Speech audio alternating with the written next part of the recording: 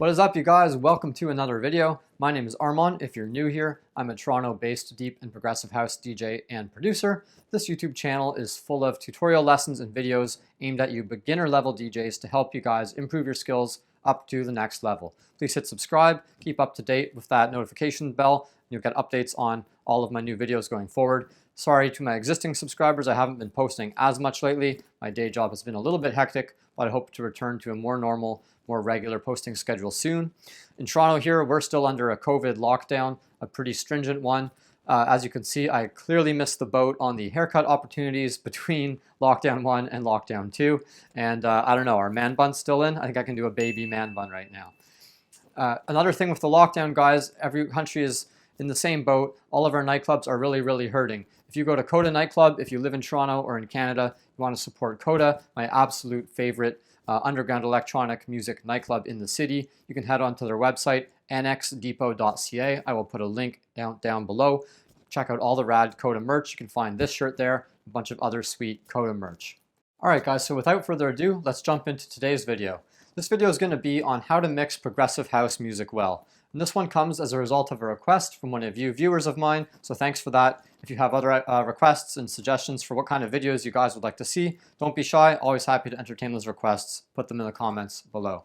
So with progressive house music, I feel that there's basically two main ways to mix this music well. One is to mix in between the breaks, and two is to go for really long, smooth, extremely long, kind of gentle fades and blends, where you can really struggle as a listener to try and know where one song is beginning and the other song is ending. And of course in electronic music, that's frequently what we want, right? Is that smooth, seamless mixing. So this means paying a lot of attention to song structure. Is there a vocal? When does the vocal come in? When does the first breakdown come in? Where does the beat have a lot of that kind of driving percussive energy? And this ties in with these long, smooth mixes to a concept I made a video on last year, which is called, and I'll link this below, songs that mesh. And that's where you're really trying to pay attention to what are the percussive elements that add the rhythm to the song. Sometimes that can be a melodic element too, from a synth or maybe a tuned drum like a bongo or a tom-tom. You're really looking for those songs where the beats complement each other and sync up like finely tuned gear mesh together. It's kind of a nebulous concept to just explain, but you'll know it when you hear it, right? So I will give you some examples of that as well, and you can also check out the video from last year. All right, let's jump onto the decks now and look at some examples. So in this waveform, you can see the sections that are lower. Those are the breaks where there's less kick or no kick at all. So there's one end one here that's short. You can loop it to keep it going longer. And using that break in the waveform or break in the beat is where we might find a good place to kind of end a song and bring in the new kind of main part of a song once the new one gets going. In this case though, see how this first break here has a vocal? Let's try and use that vocal break as the marker for where we're gonna have the old song end. Alright, so let's give that a try.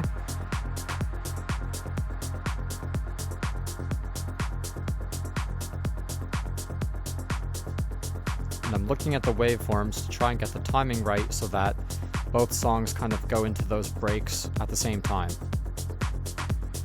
I like to bring the level up all the way, but having killed the bass and mid EQ, which you can see on the left channel of the mixer.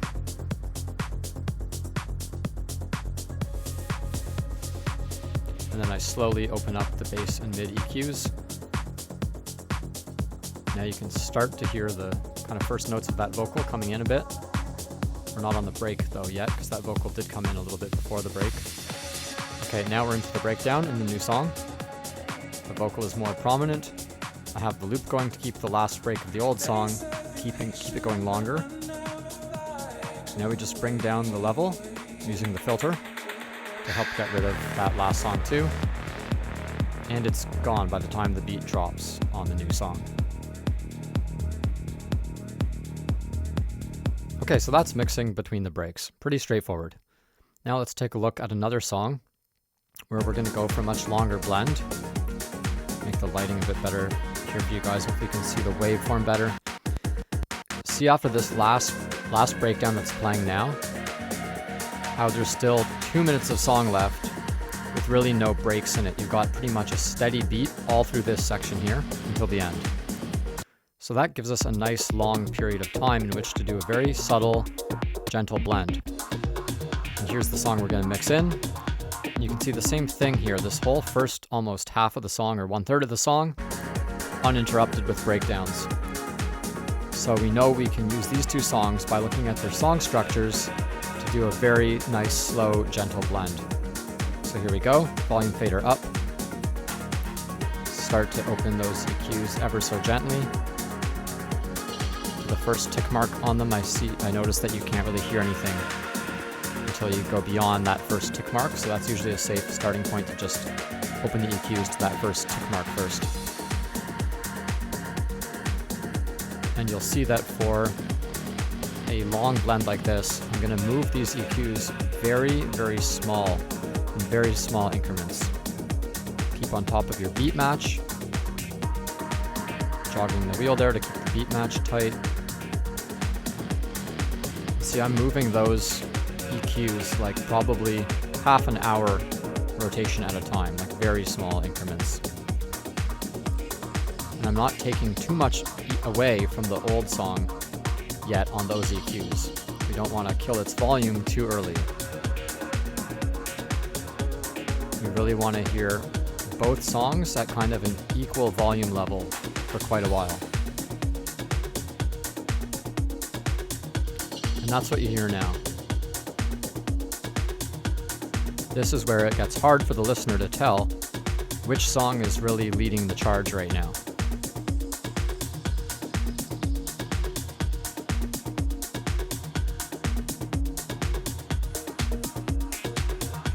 This mix should be about 2 full minutes long in terms of the amount of time that you can hear both songs playing live. That's the old song, and there's the new song. Back both of them together again, you can hear you have a much more layered, interesting sound. Keeps the energy level of the mix driving forward.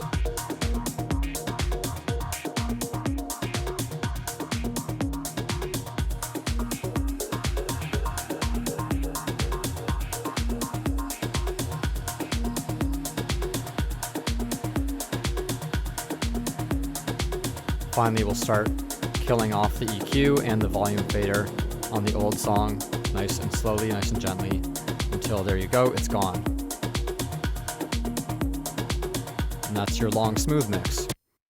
Now let's try going for one of these mixes I mentioned at the beginning that really mesh with one another, where the beats and melodies kind of really speak to one another.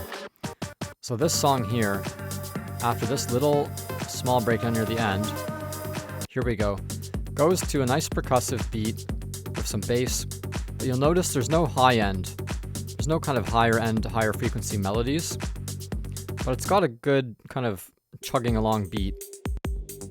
Now this song here we're going to bring in has kind of a similar proggy low end, good drum beat, you know, thick bass, but hear how it has that higher frequency, higher pitched synth going as well. That sound just happens once per bar, but because the other song is more focused on low end, it's going to complement really nicely to have the new song having that higher end synth sound kind of acting as a rhythmic element, because it comes in on, you know, a quarter note every once per measure, and I think those are going to mesh up really well together.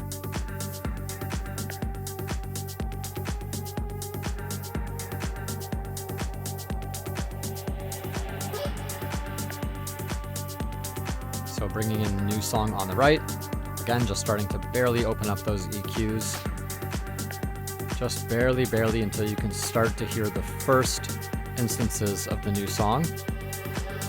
It's good to check your headphones for that too, because often you'll be able to pick it up in your headphones first before you can actually hear it over your speakers.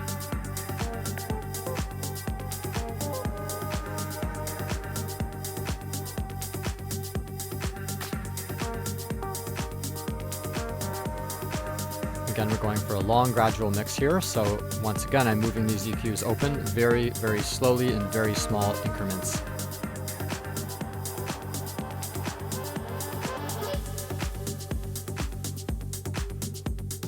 Now you can barely start to hear that higher frequency synth in the new song coming in. Hear it there? There it is. There it is again.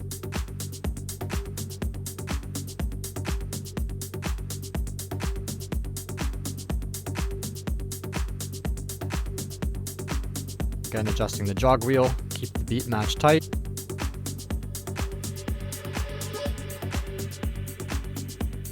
So hear how the new song on the right is just kind of slipping itself into the groove of the outgoing song. Really hard to tell that this isn't just one song. Here's the outgoing song on its own. Here's the incoming song, sorry. There they are together again.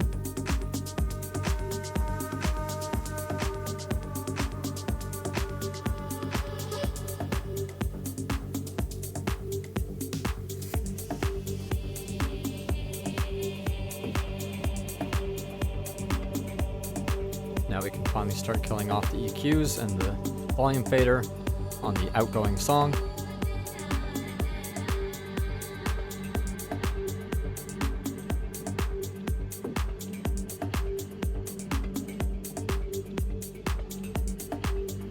And there you go, songs that mesh together. I hope you agree that those are songs that really complement one another. And so when you're going through your music collection and library, start thinking about that. Start thinking about which songs might complement each other in that way and really fit into a harmonious exchange of rhythms and melodies. Okay guys, that's my best tips on how to mix progressive house. I hope that's helpful. Keep practicing and let me know if you have any questions in the comments below. Cheers.